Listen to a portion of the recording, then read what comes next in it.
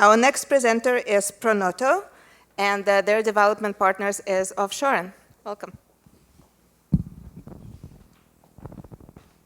I'll go with mine.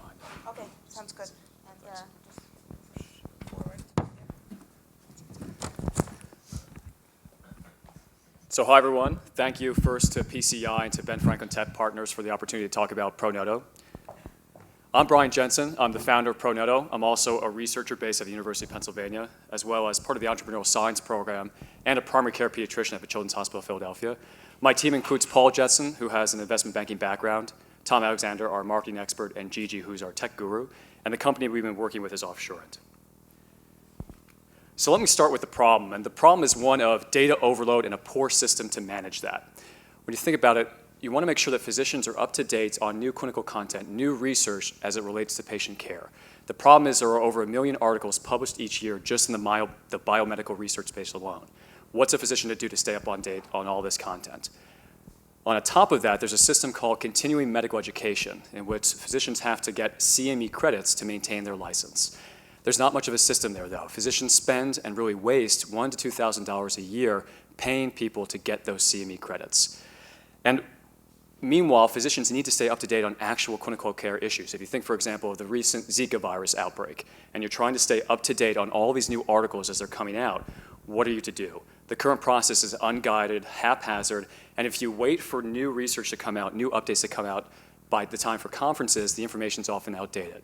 So because I'm a researcher in this space, my colleagues come to me and say, Brian, we need to have some better solution, something that can combine staying up to date on new content while earning CME credits. So we have that solution with ProNoto. And what this does is it makes the continuing education process easier and simpler. We start with the idea of having articles that are peer sourced. Your colleagues are reading articles, you can view what they're reading.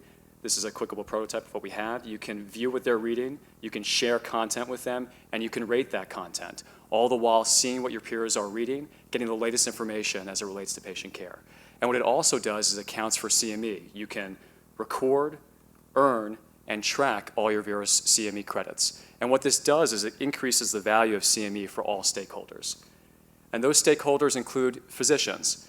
So physicians would be interested in this sort of product because it makes the process for them simpler, easier, and more efficient. They'd be willing to pay for this product because they already have $1,000 to $2,000 that they allow to this space each year. For employees, hospital systems want to make sure that their physicians, their clinicians are up to date about new content.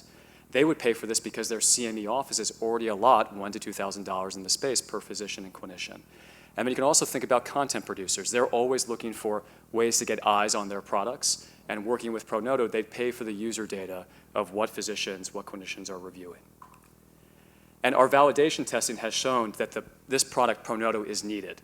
We've had a strong response from potential users. We've had surveys of 160 physicians. We've had discussions with over 100 physicians face-to-face. We already have 50 physicians who signed up to beta test the product. And there's also interest in other professions. Hospitals moving beyond CME are also interested in using ProNoto to share content among their research and clinical teams. In discussion with CME offices, they love the idea of working with us and advertising and promoting this product because they always want to offer new CME offerings to their employees.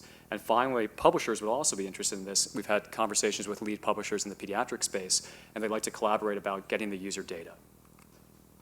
So CME is the carrot to get physicians to use this, but you can quickly think about expanding this beyond medicine.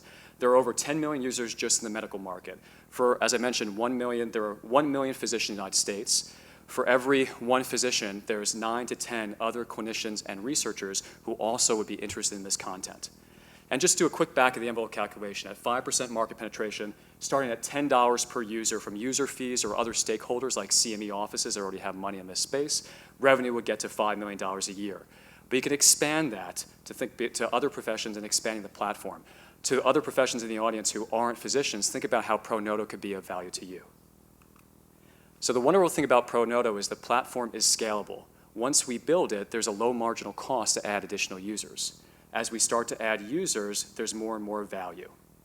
So Ben Franklin Tech Partners, what do you get for your $50,000? Well, with $50,000, we'd be able to launch a testable product. We'd focus on usability and testing with the user group base.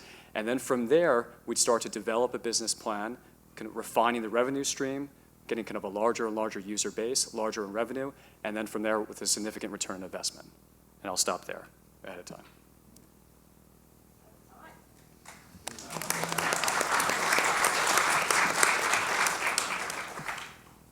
So how are you incentivizing the sourcing activity? Are you going to have, and what's the distribution going to look like in terms of number of people who are giving versus taking in this platform? That's a great question. We would start with the idea of physicians are reading content back and forth. You have kind of super users who would like to push out content to other people.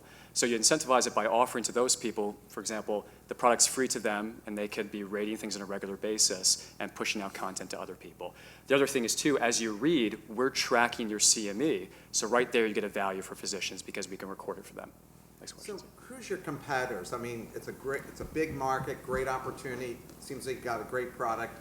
How many other players are in this space? Not something exactly like this. The other main competitors have focused on a much more academic, higher level, where they want to rate and evaluate articles, focusing on the research methods. It's more on researchers. This is really focusing on kind of the end users who are clinicians, those physicians who are out in the trenches. They're not the ones creating the research. They want to say, okay, here's something, tell me what I need to know as it relates to patient care. So would part of your revenue come from sponsorship from pharmaceutical companies? You know, that's a great question. I think we want to maintain our equipoise about saying we're not pushing kind of sponsored content to you. So we think about coming up with ways of how to have a revenue stream with producers of this. In talking with publishers, we think the better idea is offering them user data about what people are looking at, because they want to know not only are they looking at their content they're creating, but also what's the other content they're looking at so they can compete with them.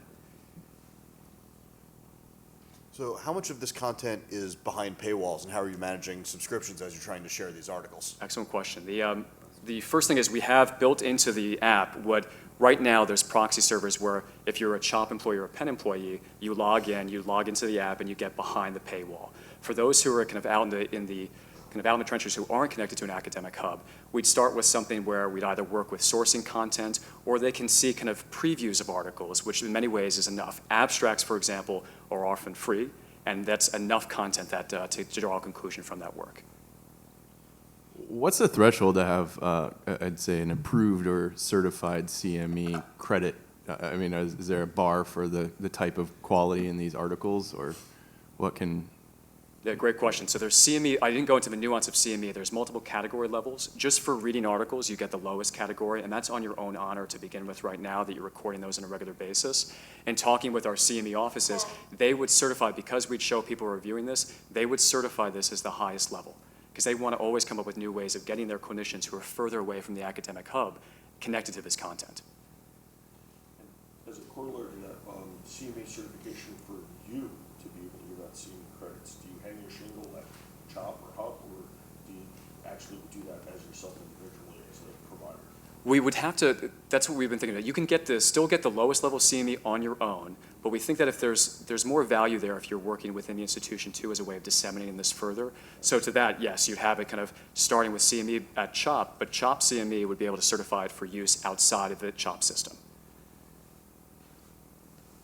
How far along are you guys in actually building out the solution and sourcing the content? And We already have a clickable prototype that we started to show people. They liked the idea, and they said we want to start to use it because we want to generate the articles for you and then start to get engaged in that process. So we need this investment to kind of push this further, but we'd be able to rapidly move further with this small investment. And don't knock the advertorial side of this. If you disclose it and keep it sort of, we're not trying to sell anything, but the advertorials, that's something that's worth looking into very deeply. Yeah, we were impressed institutions like the idea of being able to push their selected content too. Yes, so we're very open to it. We just have to figure out, we want to maintain our balance here, providing the best kind of updated clinical content. Thank you.